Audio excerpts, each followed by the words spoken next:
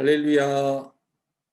말씀과 기도로 하루의 문을 여는 우리 새벽 예배 자리에 오르신 믿음의 신실한 우리 용사들 주님의 이름으로 환영합니다. 오늘은 어제 이어서 시편 91편 우리 7절부터 12절 말씀 우리 함께 낭송하시면서 새벽 예배 시작합니다. 천명이 너의 왼쪽에서 만명이 너의 오른쪽에서 엎드러지나 이 재앙이 너에게 가까이 하지 못하리로다. 오직 너는 똑똑히 보리니 악인들의 보응을 네가 보리로다. 네가 말하기를 여호와는 나의 피난처시라 하고 지존자를 너의 거처로 삼았으므로 화가 너에게 미치지 못하며 재앙이 너의 장막에 가까이 오지 못하리니 그가 너를 위하여 그의 천사들을 명령하사 너의 모든 길에서 너를 지키게 하심이라. 그들이 그들의 손으로 너를 붙들어 발이 돌에 부딪히지 아니하게 하리로다. 아멘.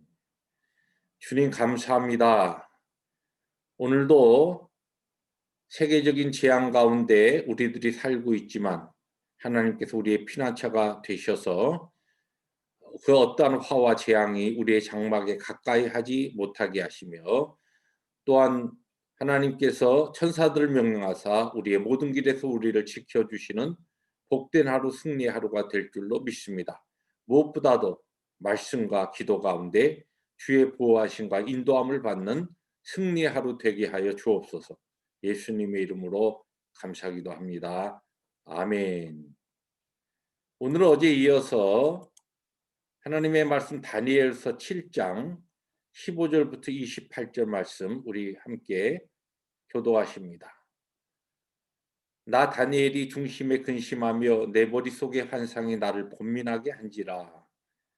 내가 그 곁에 모셔 선 자들 중 하나에게 나아가서 그 모든 일의 진상을 물으매 그가 내게 말하여 그 일의 해석을 알려주며 이르되 그 내 큰 짐승은 세상에 일어날 내 왕이라. 지극히 높으신 이 성도들이 나라를 얻으리니 그 누림이 영원하고 영원하고 영원하리라. 이에 내가 넷째 짐승에 관하여 확실히 알고자 하였으니 곧 그것은 모든 짐승과 달라서 심히 무섭더라. 그이는 쇠요 그 발톱은 노시니 먹고 부스러뜨리고 나머지는 발로 밟았으며 또 그것의 머리에는 열 뿔이 있고 그 외에 또 다른 뿔이 나오매 새 뿔이 그 앞에서 빠졌으며 그 뿔에는 눈도 있고 큰 말을 하는 입도 있고 그 모양이 그의 동류보다 커 보이더라. 내가 본즉 이 뿔이 성도들과 더불어 싸워 그들에게 이겼더니 옛적부터 항상 계신 이가 와서 지극히 높으신 이의 성도들을 위하여 원한을 풀어 주셨고 때가 이름에 성도들이 나라를 얻었더라. 모신자가 이처럼 이르되 넷째 짐승은 곧 땅의 넷째 나라인데 이는 다른 나라들과는 달라서 온 천하를 삼키고 밟아 부스러뜨릴 것이며 그 열불은 그 나라에서 일어날 열 왕이요 그 후에 또 하나가 일어나리니 그는 먼저 있던 자들과 다르고 또 새 왕을 복종시킬 것이며 그가 장차 지극히 높으신 이를 말로 대적하며 또 지극히 높으신 이의 성도를 괴롭게 할 것이며 그가 또 때와 법을 고치고자 할 것이며 성도들은 그의 손에 붙임받아 한 때와 두 때와 반 때를 지내리라. 그러나 심판이 시작되면 그는 권세를 빼앗기고 완전히 멸망할 것이요 나라와 권세와 온 천하 나라들의 위세가 지극히 높으신 이의 거룩한 백성에게 붙임 바 되리니 그의 나라는 영원한 나라이라. 모든 권세 있는 자들이 다 그를 섬기며 복종하리라. 28절입니다. 함께 봅니다. 그 말이 이에 그친지라 나 다니엘은 중심에 번민하였으며 내 얼굴빛이 변하였으나 내가 이 일을 마음에 간직하였느니라. 아멘. 네, 어제부터 이제 시작된 우리 구약의 대표적인 묵시 문학이라고 일컬어지는 이 다니엘서 7장. 어제 오늘 이 다니엘이 본 환상, 네 짐승의 환상에 대해서 오늘 우리가 말씀을 나누고 있습니다.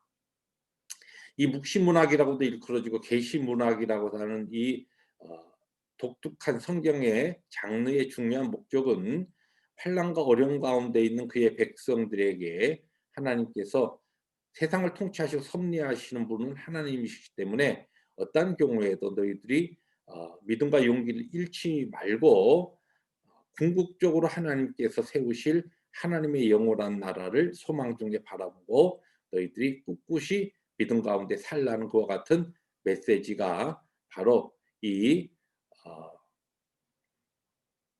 묵시문학의 중요한 목적이다는 말씀을 드렸습니다. 특별히 오늘 이제 우리가 어제에 이어서 오늘 후반부 이 7 장의 후반부의 말씀은 15 절에 이렇게 시작이 됩니다. "나 다니엘이 중심에 근심하며 내 머릿속에 환상이 나를 번민하게 한지라." 그다음에 맨 마지막 28 절에 가니까 또 "나 다니엘은 중심에 번민하였으며 내 얼굴빛이 변화하였으나 내가 이 일을 마음에 간직하였느니라." 여기 지금 이 말씀 오늘 말씀의 앞과 맨 마지막 절이 뭐라고 이야기하냐면 이 환상을 어 받게 된 이 다니엘이 마음이 아주 산란했다는 것이에요. 마음이 심란했다는 거예요. 왜냐하면 이 환상의 이 메시지가 이 다니엘처럼 이 지혜의 사람임에도 불구하고 그 앞으로 일어날 일이기 때문에 굉장히 이 상징적인 이 내용이 정말 하나하나 무엇을 뜻하는가라고 하는 것에 대해서 그가 아주 명확하게 알지 못했기 때문에 그렇죠. 그래서 묻지 않습니까? 이 도대체 이 환상에 나오는 이 짐승들이 뭡니까? 이 짐승들은 이제 앞으로 일어날 내 왕이다. 이 달리 표현하면 내 왕조라는 것이 큰 네 개의 나라라는 것입니다. 근데 여기 중요한 이 문구가 뭐냐면 다니엘이 번민하였으나 이 일을 마음에 간직하였다. 전체적으로 묵시문학과 하나님의 환상 중에 계시하신 내용이 참 완전히 깨달을 수 없는 어떤 하나님의 메시지는 너무나 아주 명확하고 우리에게 아주 분명하게 그렇게 전달되지만 어떤 하나님의 말씀은 난해하고 또 확실히 알 수 없는 특별히 앞으로 일어날 일에 대한 이 묵시문학과 이 예언들은 우리가 경험하지 않기 때문에 또 못하고 있기 때문에 그 말씀이 매우 아주 불분명한 것과 같은 메시지이기 때문에 우리의 마음이 그런 메시지를 받을 때 클리어하지 명확하지 않아서 우리의 마음이 번민할 수 있어요, 다니엘처럼. 그러나 중요한 것은 그럼에도 불구하고 그 하나님의 메시지를 다니엘은 마음에 간직했습니다.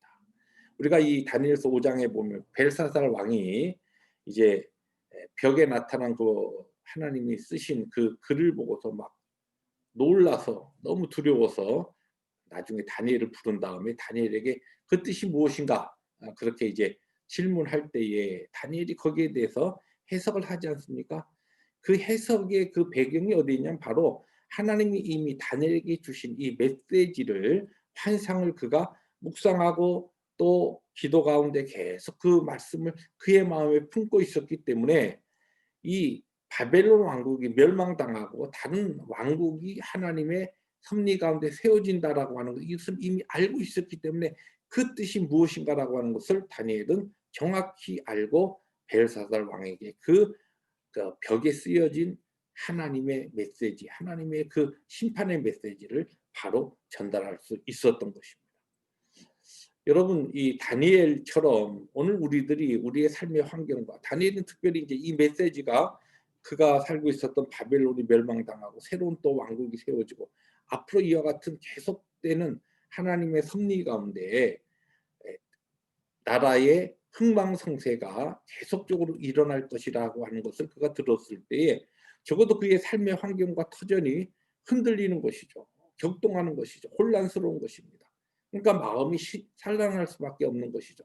그러나 우리도 마찬가지예요. 우리들이 살고 있는 삶이 환경이 혼돈되고 또 그래서 우리의 마음이 흔들릴 수 있지만 중요한 것은 하나님께서 우리에게 계시하신 하나님의 약속의 말씀과 예언과 그분의 그 중요한 우리를 향하신 하나님의 계시를 우리의 마음에 간직해야 된다는 것이에요.